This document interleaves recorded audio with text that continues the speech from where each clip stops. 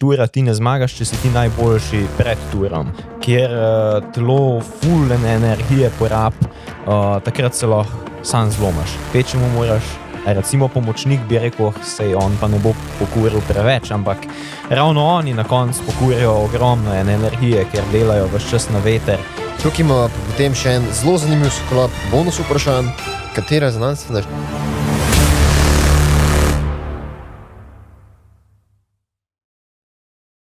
Lepo pozdravljeni v novi epizodi Torkovega pogovora. Danes bova imela eno rundo kratkih, hitrih vprašanj, to, kar ti nisem prej povedal. Aha. Časa za odgovor boš imel pol minute do minuto približen, To, kar nisem zato da dober. bova čim bolj do bistva šla. Pogovarjala se bova o tri tedenskih dirkih, kar je bila pa tudi Jakatova tema seminarske naloge. Ker sem jo dobil 10.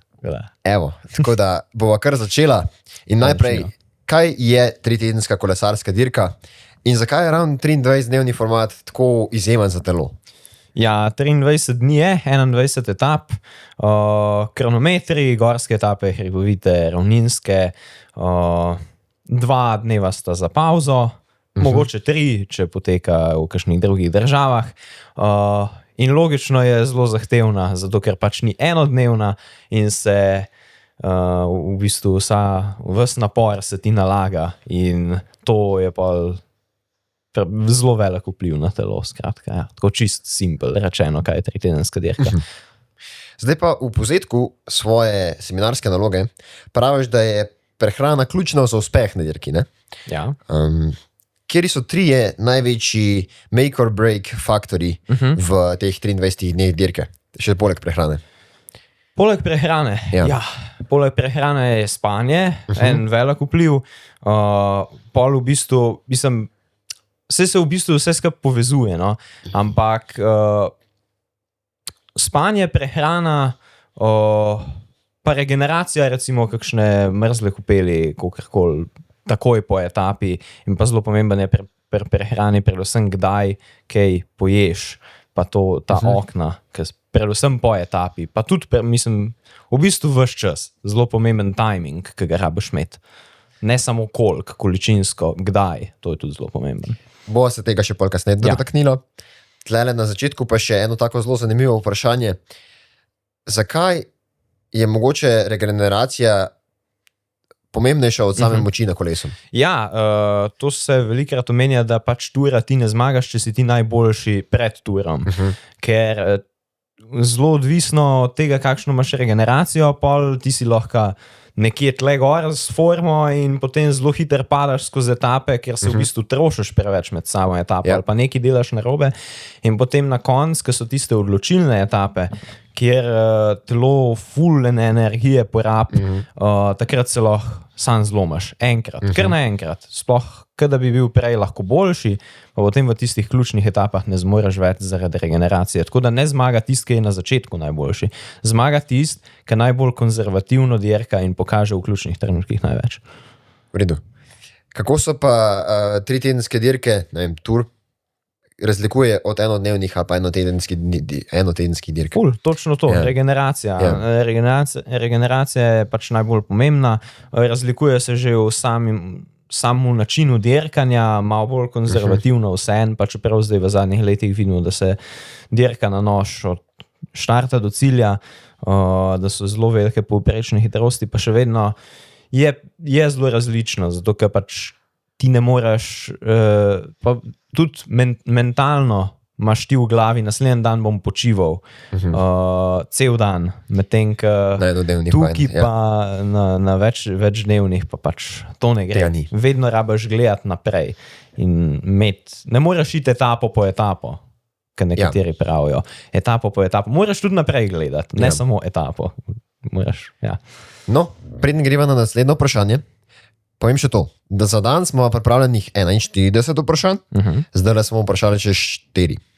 Predtem pa bi vas prosil, če se lahko naročite na kanal, na hitrico lajkate video, nam pomagate do 1000 naročnikov, da bo to midva lahko naprej delala.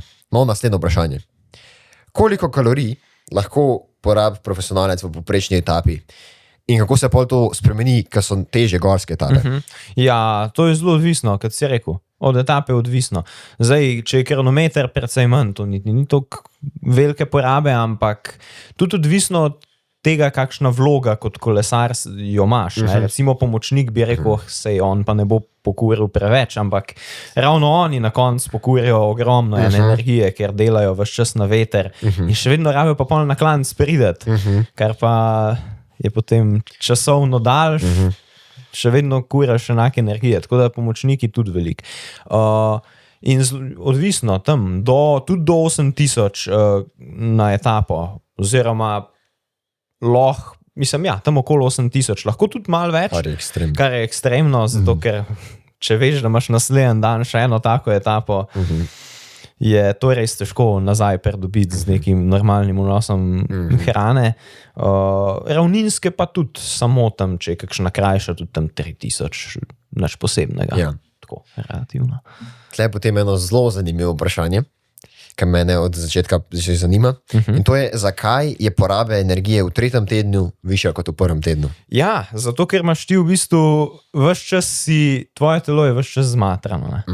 In v bistvu se skozi regenerira. Medtem, ker na začetku ti se pohiter poregeneriraš, ker so tudi lažje etape. To je ful odvisno. Tam so pa ves čas težke, načeloma. In zato, ker so skozi težke, telo že med spanjem več energije porabi. Za regeneracijo. Ja, in v bistvu se ves čas telo, sploh med spanjem se regeneriraš in telo tudi takrat kura energijo. In zato, prav zaradi tega, je pač največja poraba bolj, gre pred koncu, ker je tvoje telo zmatrano kompletno.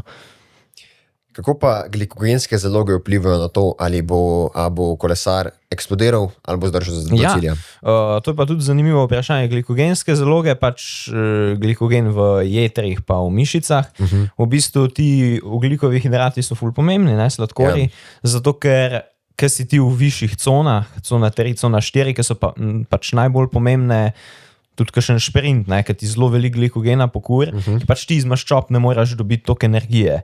Lahko v coni 2 kuraš maščobe, ampak niso zadosten, sej kakšno slikco lahko ti še pol dam, da vidiš graf, kako skozi intenzivnost procent tvojega VO2 maxa, ta procent maščob narašča v bistvu tja do zgornje cone 2, potem pa začne padati, ker enostavno ti maščobe ne moreš toliko hitro oksidiraš, da dobiš iz tega energijo in so ogljikovi hidrati sladkorji lažji vir energije in v bistvu zelo simpel odgovor. Ti ne boš zmagal dirke, če nimaš več ogljikovih hidratov, ker enostavno ne boš mogel iti več kot iz cone 2. A pa so kolesarji tudi na dirkah večinoma v coni 2? So. Večino časa si v coni 2, logično, ne moreš, to so vse dolge etape, ampak ko gre za res, pa moraš iti iz tega in potem je tudi zelo odvisno, koliko enih nepotrebnih šprintov delaš, pa nekih lukenj nastane med samo dirko, koliko si ti varčen do takrat, ki je najbolj pomemben in zato je to pomemben. Če ti zmanjka glikogena, če ti delaš nepotrebne šprinte, kjer jih ni treba, potem lahko eksplodiraš in te pač ni več. To se je tudi Pogačarju zgodilo na Touru 2022-2023. Naslednjo vprašanje smo že odgovorili. Ja. Koliko kalorij se porabi na dan. Naslednja stvar. Osnovno o prehrani in njeni vlogi. Se pravi, zakaj ogljikovi hidrati predstavljajo 75-90% energije v visokointenzivnih etapah? To lahko rečemo, da si tudi odgovoril. To sem tudi odgovoril in tudi zelo pomemben je, da pač kot sem že rekel, da največji del prehrane so ogljikovi hidrati, ampak med dirko sladkorji, ker pač najhitreje pridejo v kri oziroma do energije, najhitrejš, po etapi pa ne samo cuker, tudi bolj kompleksni ogljikovi hidrati. Pa tudi. Ampak po etapi tudi beljakovine, ampak do tega še prijava. Tako, ja. Koliko gramov ogljikovih hidratov na uro priporočaš? Je to 90 gramov. In zakaj je to meja, ki jo telo lahko še sprejme? Ja, 90 gramov v bistvu je bilo včasih zelo težko doseči. Še 20 let nazaj je bilo to res težko. Hrana ni bila tako dodelana. Težko je bilo. Tudi zdaj se ne moreš kar ustaviti pa vzeti, neomejene količine hrane. In Zato je to zelo pomembno, da ti, pač, kot sem prej rekel, ves čas imaš polne glikogenske zaloge. Ti ne smeš etape štartati prazen, ker če jo boš prazen štartu, bo konc zelo hiter. In zato se pač, pa tudi, kot sem rekel prej, maščob imaš ti ogromen energije v maščobah v telesu. Za vse je en graf, lahko boš pokazal. Na pamet številke ne vem, ampak to je toliko energije, da bi pol tura lahko samo na tem preživel. Ja, ampak preživel. Preživel, ne pa kaj boš ti potem naredil. To je pa razlika. Kako se prehranska strategija spremeni med ravninskimi prehodi in gorsko etapo? Zelo, ne. Spremeni se predvsem zaradi tega, kakšna je poraba. Ne? Med ravninsko etapo praktično poraba ni velika, ampak še vedno rabiš. Ravninske etape lahko vzameš tudi za dober active recovery, da se ne smeš pozabiti jesti nikjer, tudi na ravninskih etapah, ker vseeno lahko to vzameš za neko priložnost, da nekako nadoknadiš tisto, kar si mogoče slabš delu ali pa se zmatra v kakšnih etapah pred tem. Tako da tudi te etape so pomembne za pač z vidika prehrane. Gorske pa seveda zgodba zase, tukaj so porabe ogromne, sploh tako, kot se zdaj dirka. Oddaleč napadi moraš imeti res uigrano ekipo in pa potem tudi same te maserije pa vso spremljevalno podporo ob cesti, da ti dajo takrat, ki je to najbolj pomemben in tudi takrat, ki je za to najboljši trenutek. Kar pa ni nujno vedno takrat, ki ti to rabiš, imaš čas to vzeti. Tako da lahko je napad, pa ti si na limitu, ne moreš tam neki jesti, ne? Zato so tudi geli veliko boljši, ali pa ogljikovi hidrati sam, da popiješ nekaj, a ne? To hoče reči. To je tudi že odgovor na naslednje vprašanje. Naslednja stvar, med etapami se treba zelo veliko hidrirati. Ja. Koliko litrov tekočine na dan potrebuje kolesar v vročini in kako oni to sploh merijo? Ja, ko govorimo o 3-tedenskih dirkah, to je porabe so ogromne, ti rabiš ogromne ene tekočine, kjer pa ti lahko, tekočina je tudi ful dober način, kako ti vnašati, kot sem prej rekel, ogljikove hidrate vase, ker pač je lažji prebavljiv, več lahko v bistvu, ker je lažji popita, ne, in tudi tam do 7 litrov popiješ, ne. Hkrati je pa tudi pomemben, da se hladiš, tekočina je tudi ne samo kot hidracija, ampak hladna voda pa kakšen led, zato da se ti hladiš, zato ker telo se samo po sebi mora hladiti. Manj energije boš ti porabljal za hlajenje, če boš imel nek led na sebi. Ne? In to je tudi nek način, kjer lahko malo prešparaš. Ampak tam 7 litrov in pa tudi takoj po etapi, hidracija pa ogljikovi hidrati še zraven, zelo pomembna. Pa elektroliti, seveda, to mora biti sol, ne samo neke sladke pijače, sol je tudi zelo pomembna. A pa kolesar kljub temu, da do zadost pije, zgubi kaj težje med etapom? Ja, zdaj to lahko govorim jaz bolj sam iz svojih izkušenj. Ja, jaz bi rekel, da siguren. Zelo težko je nadomestiti vse te izgube, ki jih imaš. In kako potem ta izguba, recimo, da samo 2% telesne teže vpliva na moč? To je lahko dehidracija. Ja. To je dehidracija, zelo malo, to se zelo hitro zgodi. Ti se v bistvu niti ne zavedaš in če ti nimaš dosti vode v telesu, mislim, vse poteka počasneje, ne? Vse reakcije v bistvu potekajo počasneje, ker ti nimaš vode in pol tudi pade performance, tisto, kar si najmanj želiš, pade tudi imunska odpornost v končni fazi, pa slabša regeneracija. Skratka, to je vse povezan pol v en skupek, ki rabiš res piti veliko, pa še to veliko je včasih premalo. Zakaj ne moš piti samo navadne vode? Zakaj morajo biti elektroliti? Ja, kot sem prej rekel. Če bi ti pil samo navadno vodo, bi bilo rekel, da se spereš. To pomeni, ti v bistvu sploh ne dobiš nič energije od tega, elektroliti pa imajo pač določeno koncentracijo ionov, ne, ki pač v bistvu na koncu je to tisto optimalno, kot sol, magnezij, ker pa bi ti v bistvu, če bi sam vodo pil, bi te hmal kakšen krč zgrabil, ker enostavno mišice rabijo elektrolite, pa tudi ne moreš sam na vodo. Mišice pa rabijo tudi še eno stvar, in to so beljakovine. Ja. Mi jih asociiramo samo in izključno z fitnessom, ne?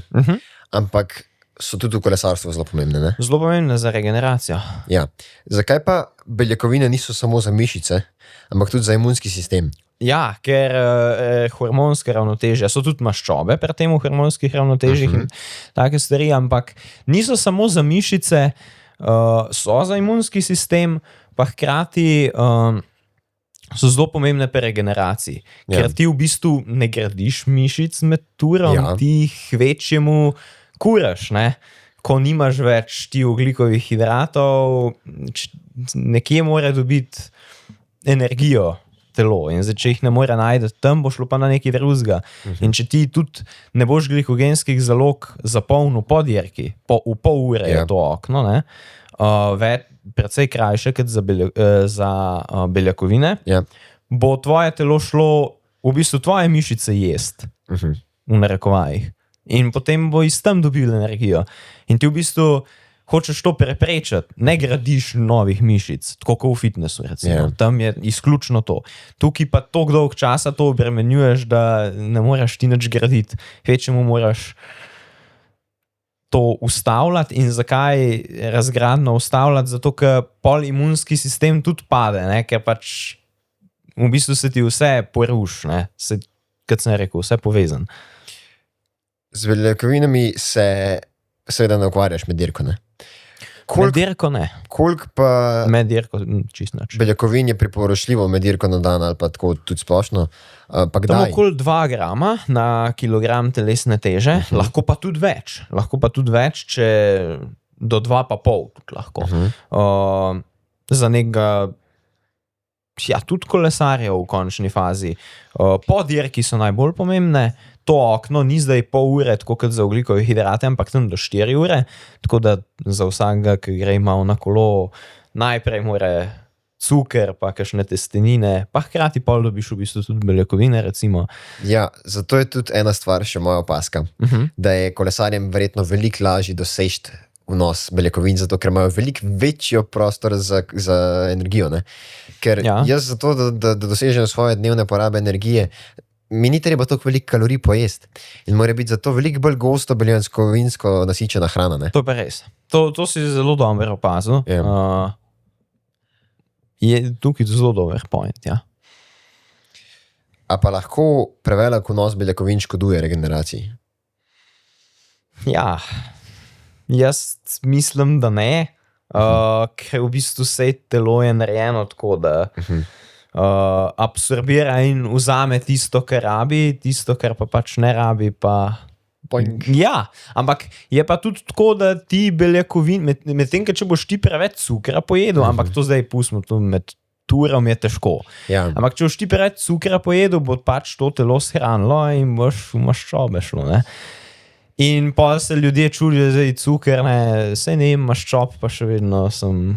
malo debel, ne. Ja, pač to je zaradi tega, ki ješ cuker, ne. Se pretvori, ne? Ja, beljakovine se pa recimo ne morejo. Tako da nekega prevelikega vnosa ne. Naslednja stvar je pa timing prehrane kolesarjev med dirko. Naprimer, jaz sem sam pri sebi opažal, da to, kdaj poješ nekaj, vpliva na to, kdaj se ti bo ven izstrelil, ne? Ja. Naprimer, če sem za večerjo pojedel malo več ogljikovih hidratov, sem zjutraj do šole prišel, ne vem, 5 minut hitreje, kot ponovadi.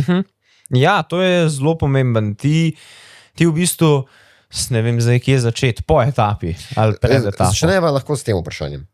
Kaj točno poješ 2 do 4 ure pred štartom, da napolniš glikogen, da ti ne bo slabo? Čisti primer, neke testenine, kosmiči, lahko tudi krompir, to niti ne.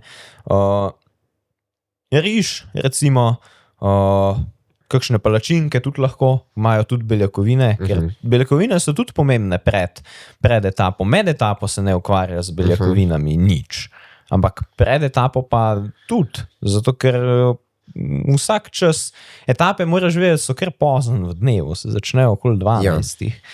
In moraš razumeti, da do takrat se poskušaš še regenerirati, ne, saj telo ne stoji. In so tudi pomembne beljakovine, ampak tam 2 do 4 ure vzameš pač čim več nekih kompleksnih ogljikovih hidratov, ki ti bodo podporo dajali skozi cel dan. Pol med etapo pač ti ne moreš jesti sendviča, ti ne moreš jesti kruha, ampak pol pa prideš med etapo na sladkorje, glukoza, fruktoza, maltodekstrin recimo, in take zadeve, ki so veliko lažje za telo. Kako se pa potem prehrana spreminja od 1. do 3. tedna, ne? Ko postaneš bolj občutljiv na laktozo, na glikogen, na gluten? Pardon. Ja, v bistvu se spreminja, predvsem zato, ker imaš ti lahko zaradi sladkorjev kar hude prebavne težave.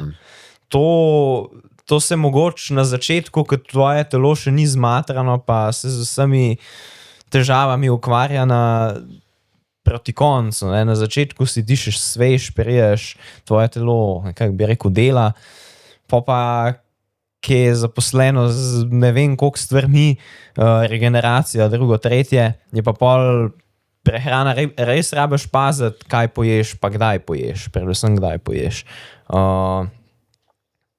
Ja, to je nekako to. Kaj bi pa potem en hiter predlog za idealen recovery meal takoj po etapi? Čim več ogljikovih hidratov, nekaj popiješ.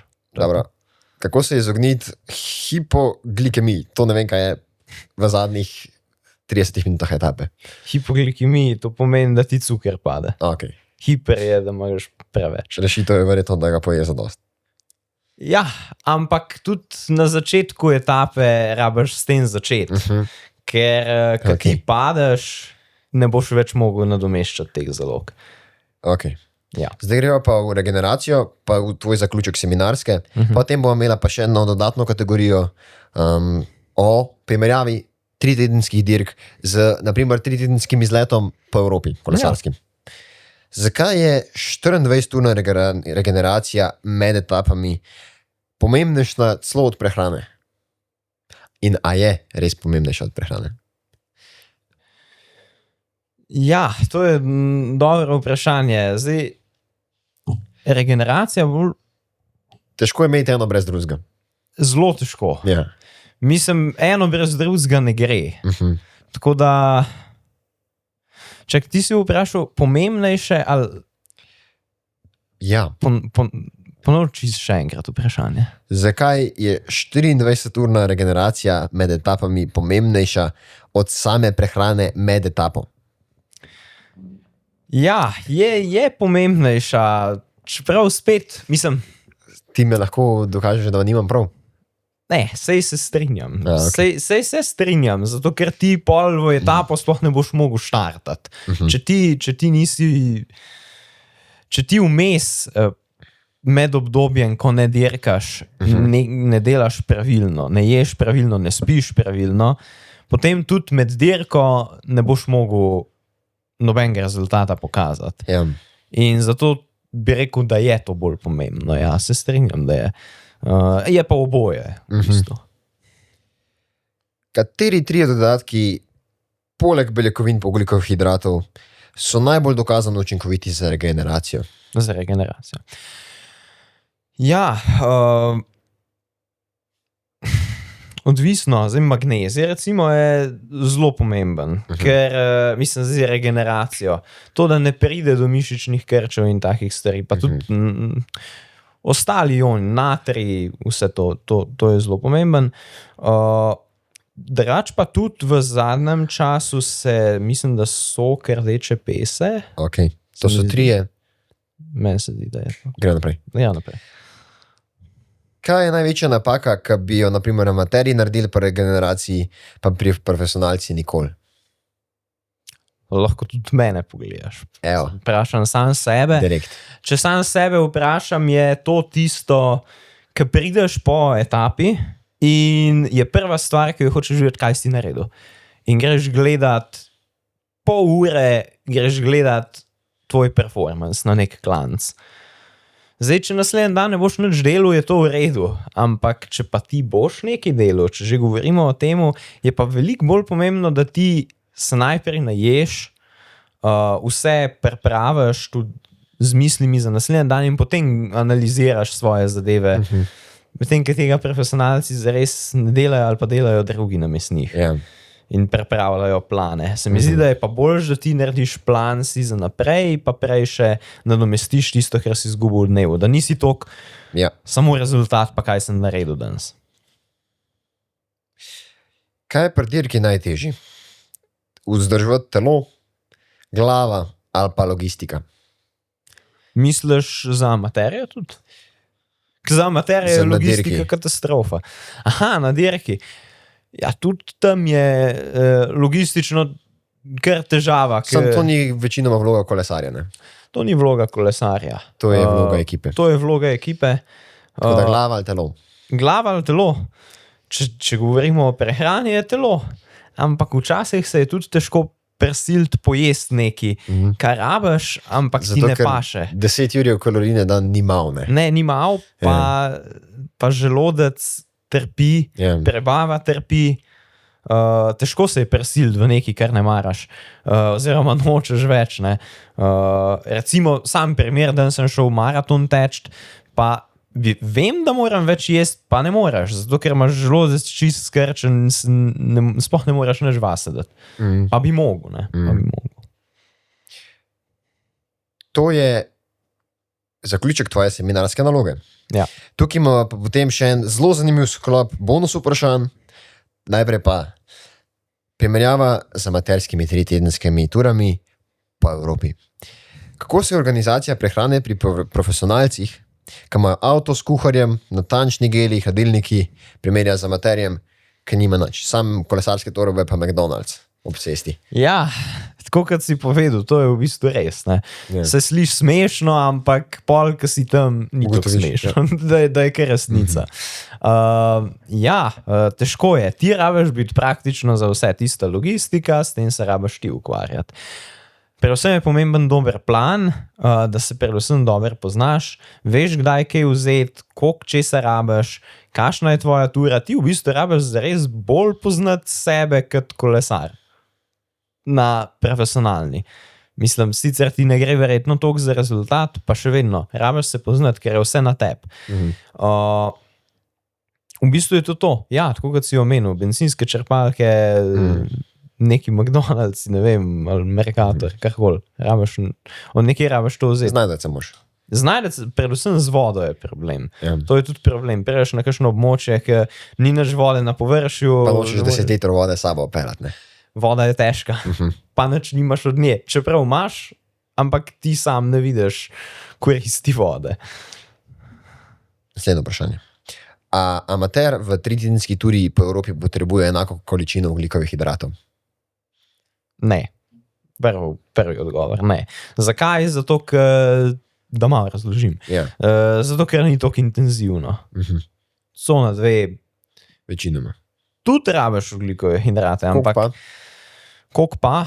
Ja, kolikor se da, še vedno hočeš prejeti bliz tega 90, ker si pa prej omenil 120 plus, se pa itak tudi se pravijo, da bi lahko še več kot 120, tudi zdaj so taki geli, da lahko. Ampak iskreno, to nima pomena, ker tvoje telo tega sploh ne bo absorbiralo, tako da je to čist brez veze, da boš ti več ogljikovih hidratov kot 120, recimo, pa že 100 je velik. Ampak ne, profesionalci rabijo več, ti greš malo bolj na easy. Malo neumno vprašanje. Ja, ne, sej, lahko je tudi neumno, lahko pa ga preskočiš. Koliko več časa in denarja porabi profesionalna ekipa za prehrano in hidracijo v primerjavi s amaterjem? Ja, oni imajo pač milijonski budžet. Ne? Tako je. Mislim, da si sam prav dobro odgovoril na to vprašanje. Ni treba preveč. Ok, da se enega tudi spustil. Ker? Kako bi ti svetoval amaterju, ko gre na 3-tedensko turo po Evropi, Balkan, Alpe, Pireneji, pa da ne naredi enakih napak kot v tvoji nalogi? Ja. Pa ne vemo, kaj so. Ja, napake so, predvsem sem se fokusiral na prebavne težave. Ker to je res problem, ker se začneš s tem ukvarjati, kako bi ti zadost nečesa zaužil, pa ne imel prebavnih težav, nastane kar problem, ker ne veš, kaj narediti še. Jaz iz izkušenj povem, da vedno premalo ali pa ko pridem pa blizu tega, kar bi mogel, pa prebava odpove. Skratka, jaz bi svetoval v bistvu, da res ješ točno tisto, kar si navajen odprej. Da ne probavaš z ničemer drugim, pa ne sam z različnimi geli ali pa čimerkoli.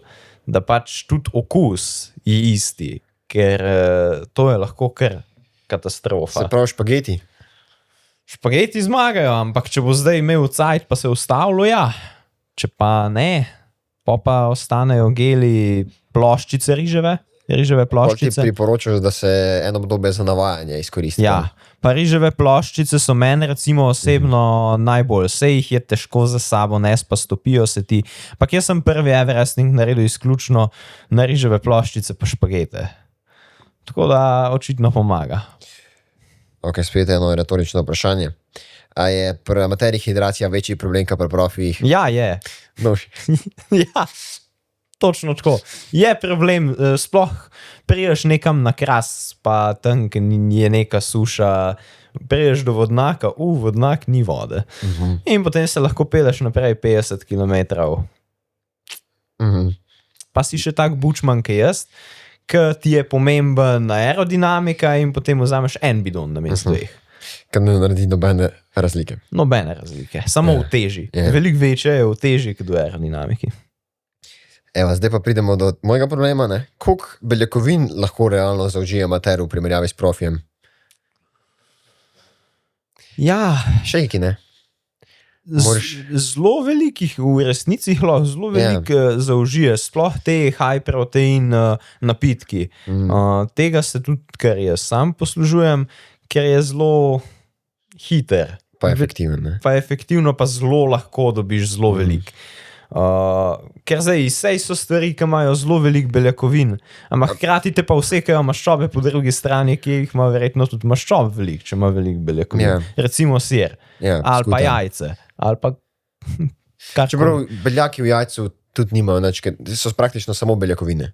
To je res, ne, sej jajce je praktično beljakovine. Dobro, zdaj smo malo znižali tempo, gremo malo spet na hitrejši tempo. Na za dve vprašanji pa bo pa malo veseljivo. Ok. Spet kakšna retorična. Ker se jih je Simon kar poslovil. Adijo. Gremo na zadnje vprašanje, ki so mi pa všeč. Ja. Kaj te najbolj presenetilo pri pisanju naloge? Najbolj presenetilo? Ja. To mogo pa prav pomisliti. To si pa lahko vzameš čas. To si pa lahko vzameš čas. Ja.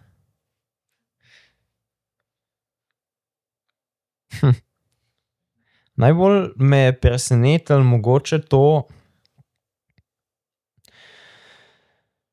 da nič nisem slišal, ker pač si ti mogel neke strokovne vere gledati. Ne. To je bilo vse strokovnih verov, ki si hral prebrati in potem iz tega nekaj spisati ven. Najbolj me je mogoče to presenetilo, ali pa mogoče razočar, ali pa ne vem. To me iskreno bolj zanima še. Kofein, nič se ni o tem omenjal, ker v nekih gelih je, kaj kofein pravzaprav pomaga, ne pomaga, kdaj ga vzeti, predvsem to, kdaj ga vzeti. To me nekako... Sploh ni bilo študij narejenih na to, kaj? Kaj bi ti najdel? Jaz nisem nobene take naletel, siguren so, mogoče pa niso za kolesarstvo, so za kaj drugega. Tako da to recimo. Katera znanstvena študija iz tvojih virov ti najbolj spremenila pogled? Najbolj mi je bilo zanimivo, koliko je res vse skupaj bazira temelji na ogljikovih hidratih. In da so beljakovine v neki pač tudi so pomembne, ampak so tudi maščobe v bistvu. Tudi maščob je zelo veliko, tako da ampak najbolj mi je spremenil mnenje, koliko so ogljikovih hidrati, zato res izstopajo. Imam eno slikco, sej ti jih bom poslal, pa jih boš dal gor. Vse se na grafih vidi. Točnih številk, koliko kil, se mi zdi, da govorimo tako v vseh 3-tedenskih dirkah, govorimo v celi 3-tedenski dirki. Zdaj se lahko ful zmotam, da govorimo o... Boste videli, evo na sliki. Ja, jaz rečem 25-30 kilah ogljikovih hidratov. To je kila pa polno dan skoraj, ne? To je ogromno. Ja. Samo ogljikovih hidratov. Se mi zdi, da je nekaj tasga. Če bi mogel zbrati en nasvet, izključno en nasvet, za vse kolesarje, profesionalne ali pa amaterske, iz tvoje seminarske, kaj bi to bilo? Ja, to, kar sem se jaz naučil, razmišljaj vnaprej in začni s tem takoj. To je med dirko, po dirki, pred dirko, pred etapo, čimerkoli. Razmišljaj vnaprej, pa začni s tem takoj, ker pol bo prepozno, ker res odločajo včasih celo minute.